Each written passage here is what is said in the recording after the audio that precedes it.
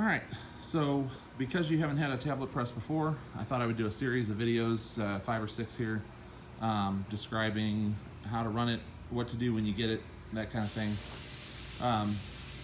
So starting at the start, I have this machine already tooled up, and I'm going to pull the tools out of it so that when you get it, there are no punches in there.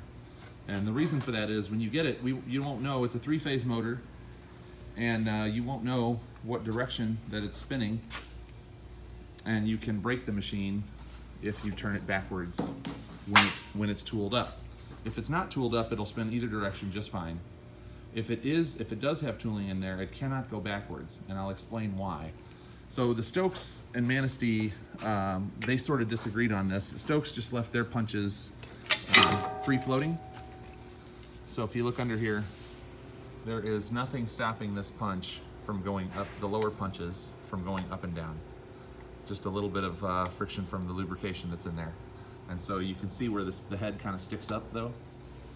That's totally okay for it to stick up, but if it's got enough, grease on it, I like to use motor oil actually, but it doesn't take any time before some powder gets in there and they get a little bit sticky, and that's okay.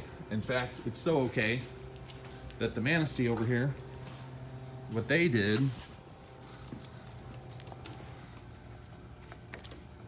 they actually wanted their punches to stick, so they included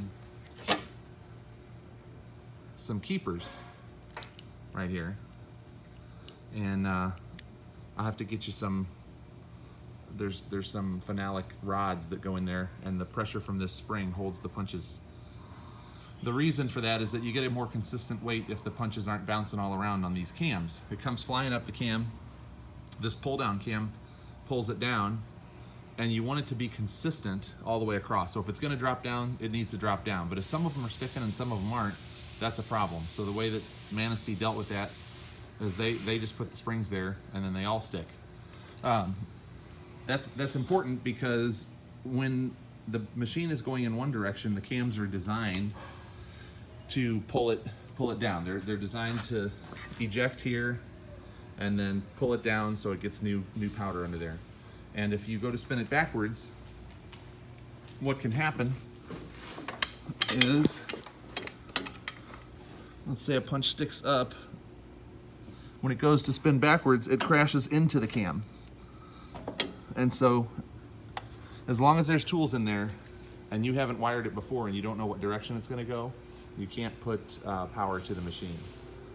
Now with the Stokes, you've got a clutch. And so I have on rare occasions cheated where I hook the power up, make sure the direction is going correctly, because I can do that because I can see what direction the belt is turning.